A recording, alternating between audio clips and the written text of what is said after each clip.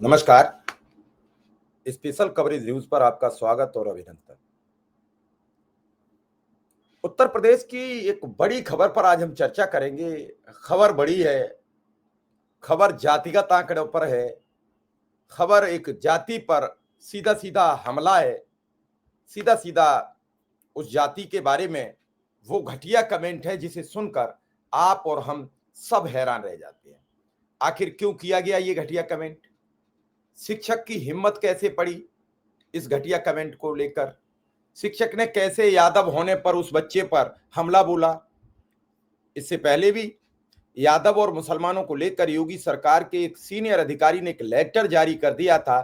पूरी भाजपा की फजीयत हुई थी, उस अधिकारी को सस्पेंड किया गया। इस बार भी वाकया ऐसे ही तरीके का है कि एक यादव प्रिंसिपल ने एक यादव बच्चे से एक प्रिंसिपल ने कहा कि तुम यादव हो, जाकर भैंस चराओ, पढ़कर क्या करोगे? उस बच्चे के मानसिक पटल पर क्या एक शिक्षक ने अपनी छाप छोड़ी होगी? क्या एक शिक्षक ने उस बच्चे के जेहन में शिक्षक की छवि प्रस्तुत की होगी? क्या कहा जाए? इस खबर से पूरे प्रदेश में ही नहीं, पूरे देश में बीजेपी की छवि पर भारी धक्का लगा है। और यह धक्का इतना बड़ा है जो आप सोच भी नहीं सकते हो, इतना बड़ा है जिसके बारे में आप विचार भी नहीं कर सकते हो। वास्तविक ये जो धक्का है ये बहुत खतरनाक है। बच्चों के मानसिक पटल पर क्या छोड़ के गया होगा? क्या सोच रहा होगा बच्चा कि यादव जाति में मेरा जन्म हुआ है, इसलिए मैं अभिशाप हूं, मैं पढ़ नहीं सकता, मैं लिख नहीं सकता। क्या यादव होना उत्तर प्रदेश या बिहार में गुनाह है? क्या यादव होना समाज के लिए हानिकारक है? ये शब्द गढ़ते कौन है? ये शब्द कहते कौन है? कौन है ये कहने वाले? कहां से आए हैं? क्या इन्हें हक प्राप्त है? किसने इन्हें बढ़ावा दिया? जाति में जिस जाति को लेकर, जिस धर्म को लेकर, जिस संप्रदाय को लेकर एक राजनीतिक दल ने पूरे देश में विष बो दिया है, क्या वो और नहीं बोया जा रहा है?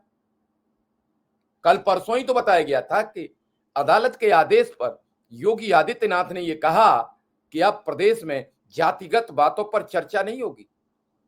फिर इस शिक्षक की हिम्मत कैसे पड़ी? इस शिक्षक के हिम्मत कैसे पड़ी कि एक बच्चे से ये कहा कि तुम यादव हो, पढ़कर क्या करोगे, जाकर भैंसे चराओ। मामला सीधा आपके स्क्रीन पर है, जनपद बांदा का है। यूपी के बांदा में टीचर बोले तुम यादव हो, पढ़कर क्या करोगे, जाकर भैंस चराओ। पीड़ित छात्र सनी यादव ने बताया कि बड़े सर ने मुझे डंडा से मारा। वजह यह थी कि मैम अच्छा पढ़ाती हैं, हम लोग उन्हें पढ़ाने के लिए लिवा लाए थे, जबकि सर ने मना किया था।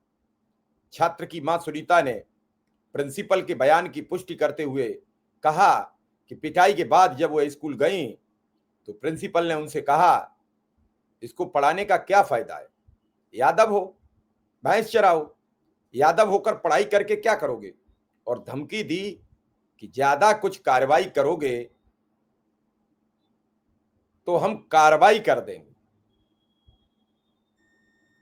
सोचिए उस शिक्षक का मनोबल कितना बड़ा होगा। पूरी खबर विस्तार से बताऊंगा, लेकिन ऐसी खबरों को समाज में आगे जरूर बढ़ाना ताकि और शिक्षकों पर भी असर पड़े कि किसी एक शिक्षक ने एक जाति के खिलाफ, एक यादव के खिलाफ अपशब्द बोले थे। मैंने अपशब्द कहूंगा, एक शिक्षक का यह धर्म नहीं है कि वो जाकर किसी शिक्षक से कहे तुम अमुक जाति में पैदा हुए हो इसलिए तुम्हें अमुक काम करना पड़ेगा। यह शिक्षक का धर्म नहीं है। शिक्षक का धर्म है समाज में समरसता पैदा करना। शिक्षक का धर्म है समाज में एक अच्छी व्यवस्था प्रणाली बनाना।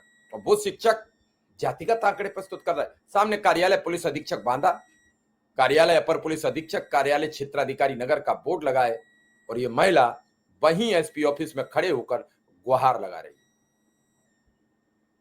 ये मां है, बेटा है, बेटा नाबालिग है, इसलिए चेहरा ब्लर कर दिया गया है ताकि चेहरा बच्चे का सामने ना आए।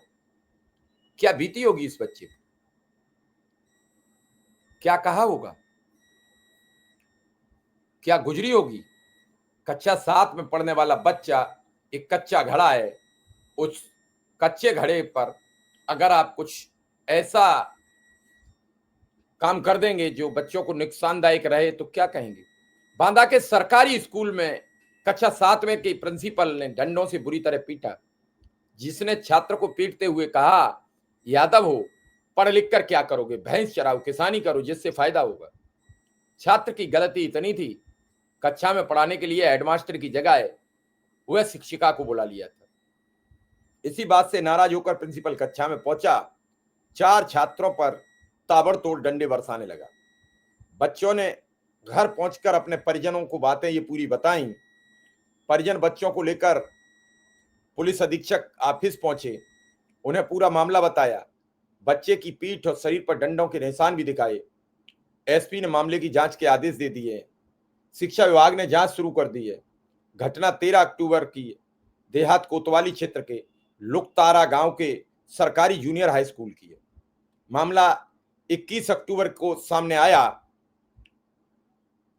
पढ़ा, समझा, देखा तो सब हैरान रह गए। मामला दिवाली के था तो मैं भी इस पर खबर नहीं कर पाया। बांदा जनपद के देहात कोतवाली क्षेत्र के लुकतारा गांव में सरकारी जूनियर स्कूल स्थित है, जहां गांव का ही रहने वाला सनी यादव 7वीं कक्षा में पढ़ता है। सनी ने बताया 13 अक्टूबर को प्रिंसिपल श्याम बाबू वर्मा क्लास नहीं ले रहे थे, तो वह एक मैडम को पढ़ाने के लिए बुला लाए। जब इस बात की जानकारी प्रिंसिपल को हुई तो वे गुस्से में क्लास में पहुंचे, डंडे से सनी और दूसरे छात्रों को पीटना शुरू कर दिया।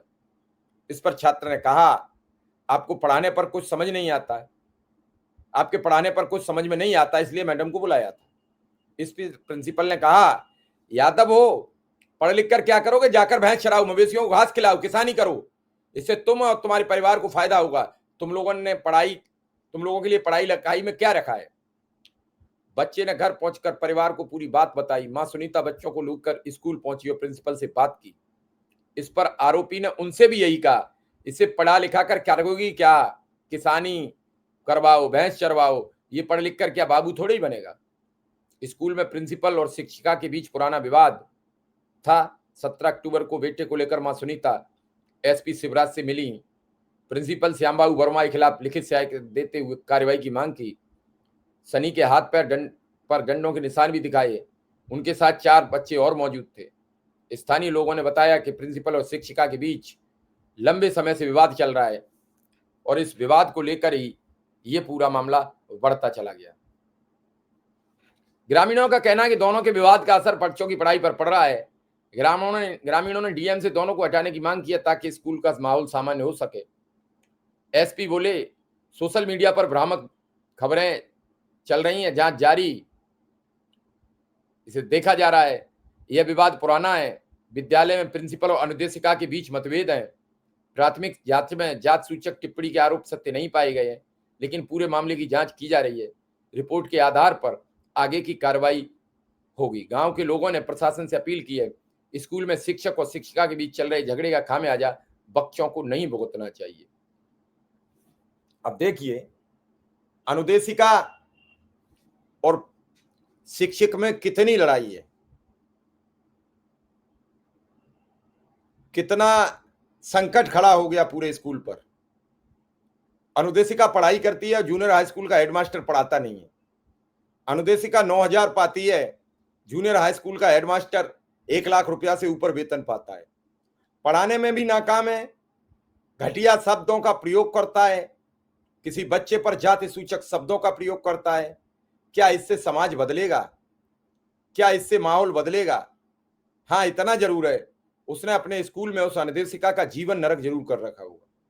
पूरे प्रदेश में अनुदेशक पढ़ाने में अव्वल है, अच्छे पढ़े लिखे हैं, वेल क्वालिफाइड हैं, विषय विशेषज्ञ हैं, और उनको क्षमा चाहेंगे, जूनियर हाई स्कूल के हेडमास्टर उन्हें उस घटिया कातर दृष्टि से देखते हैं, क्योंकि उन्हें 9,000 रुपये वेतन मिलता है। तो जो सरकार से बार बार अपील की जा रही है, उसका मकसद क्या है कि अगर समान वेतन समान कार्य हो जाएगा तो ये शिक्षक ना तो शिक्षा मित्रों पर दबाव बनाएंगे, ना अनुदेशकों पर दबाव बनाएंगे। अभी तो इन्हें वो बड़े हे दृष्टि से देखते हैं कि 9,000 10,000 रुपये पाने वाला हमारा बराबरी करेगा, हम जिस क्लास में नहीं जाएंगे वहां पढ़ाने जाएगा, हम जो क्लास का बाइकआउट कर देंगे, उस क्लास में घुसने की इसकी औकात है। ये सब शब्द किस डिक्शनरी से आए हैं? किस डिक्शनरी से आए हैं? कौन कहता है इसको? समाज को बदलने के लिए इन सब चीजों पर बड़ी कार्रवाई करनी पड़ेगी। एक अनुदेशिका से विवाद पर शिक्षिका ने पूरे स्कूल की बदनामी करा दी। क्या दोष था अनुदेशिका का? क्या दोष था?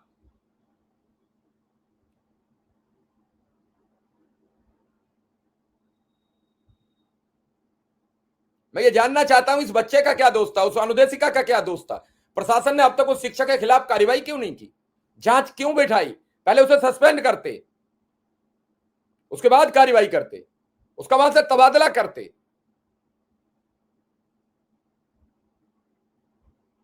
ये सब चीजें प्रशासनिक देखनी पड़ेंगी और इस पर काम भी करना पड़ेगा, दखल भी देना पड़ेगा। ये खबर अनुदेशक और शिक्षा मित्रों के हित की है। इसे आगे बढ़ाएं, लोगों तक शेयर करें, लोगों तक पहुंचाएं। धन्यवाद, नमस्कार।